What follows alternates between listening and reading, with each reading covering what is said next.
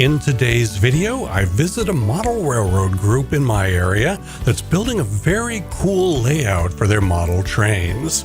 And after years of work on the project, they're at the point where they can run trains on the layout now. But only a small portion of the layout has scenery in place for the fully realistic look. And on the rest of the layout, you have to use your imagination to visualize how cool this will be years from now when it's finally complete. Today, I'm making my very first visit to the Tri-Cities Model Railroaders. Even though I've lived here in the Tri-Cities in southeastern Washington state for over 2 years now, and shot many videos of real trains running in our area, as well as my G-scale model trains running in the backyard of my new house, it's taken 2 years to find a day when they were welcoming visitors and I had a day with nothing else to do. But today's the day. Once I started to look around at their layout, it quickly became obvious how cool their layout already is, even though they've still got years more work ahead of them before it will finally be finished.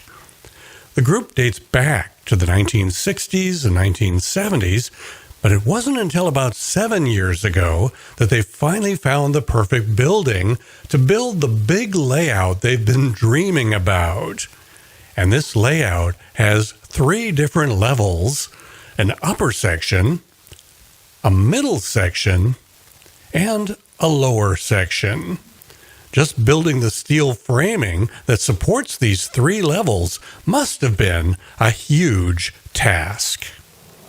The trains are able to get from one level of the layout to the other levels because of this gigantic helix structure that the trains can use to slowly wind their way up or down to the other levels. So that makes this layout really huge, since after a train goes all the way around one of the levels, it can then go up or down the helix to get to the other levels. Notice how all the guys that are controlling the trains have cell phones in their hands. This entire layout is set up for DCC, and all the trains can be controlled by an app on the phone. Now, controlling the various track switches on the layout, that's not done from the app. Watch the lower left corner of the screen and you'll see one of the track switches in action here. To change the position of one of those track switches, just look for one of these toggle switches right in front of it. Or in some parts of the layout, like switch yards that have lots of switches, you'll pull out a drawer where there are controls for all the track switches in that area. Most days, they're busy working on building the layout, but every Saturday from 10 a.m. until 2 p.m., they have some fun running trains on the layout, and they invite the public to stop by and check it out. The group owns quite a lot of rolling stock of their own, but members also enjoy bringing their personal model trains in and running them on the layout. I saw some really cool trains running on the layout the day I visited. I love the Santa Fe war bonnet paint scheme, so this locomotive really caught my eye, and it had matching passenger cars, including a spectacular dome car at the back. These Amtrak locomotives caught my eye. They had 4 of them.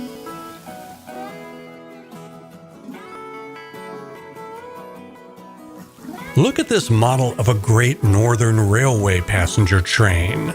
These matching rail cars are gorgeous. It was the golden age of railroading back when trains like this were a common sight in our country.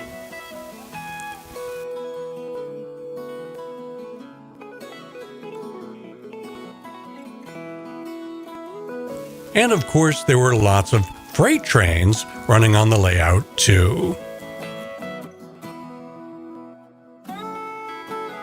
But my favorite of all the trains that I saw was this BNSF Heritage Unit with a special paint scheme to celebrate the 25th anniversary of the railway. The reason that I thought this locomotive was so cool was that I actually shot some video of the real thing a couple of years ago with my drone at the BNSF yard in Pasco, Washington, my hometown. That's the real thing there, the full-size BNSF locomotive with the 25th anniversary paint scheme. And here's the very realistic-looking model running on the layout of the Tri-Cities Model Railroaders. Very cool.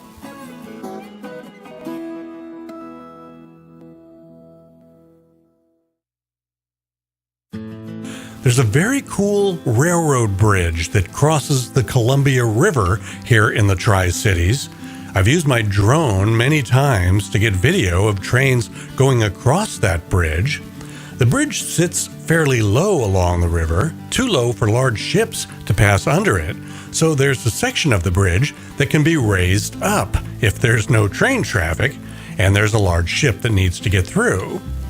When I'm not shooting video of trains, I'm shooting video of cruise ships, and here's one coming down the Columbia River, and after passing under our very cool-looking cable bridge, the ship goes under the section of the railroad bridge that has been lifted up out of the way. Now, the reason I mention all this is that the Tri-Cities Model Railroaders paid someone quite a lot of money to fabricate a pretty good model of that bridge. And that model of the railroad bridge over the Columbia River is someday going to be in a very important part of the layout. It'll be the first thing you see when you come in the front door. They're not quite ready to install that bridge yet, but it's been built and it's waiting for the right time to get installed. I look forward to seeing that in place someday. I should mention that these are all HO scale model trains here at the Tri-Cities Model Railroaders, quite a bit smaller than the G scale model trains that I normally make videos about. But I was really impressed with what they've built here, and I'm looking forward to stopping by again every now and then over the coming years to watch their progress in completing all the fine details of the scenery. By the way, in a corner of the building, the Tri-Cities Model Railroaders run a little shop where you can purchase things that have been donated to the group. And they have all sorts of things from scale model buildings to rolling stock and even quite a few locomotives. I've got a thing for the Santa Fe War Bonnet paint scheme, so when I saw this Santa Fe locomotive they were selling for just $10, I just had to bring that home with me. Even though it's HO scale, and all my trains are G scale. It looks pretty cool sitting on a shelf in my office now, and it'll remind me to go back and visit the Tri-Cities Model Railroaders again from time to time over the coming years to see what kind of progress they're making on completing their very cool layout. I'm putting links up on the screen right now to a few of the videos I've made over the years of real trains I've shot with my drone at various scenic places here in southeastern Washington. Click on one of the thumbnails to watch another one of my videos.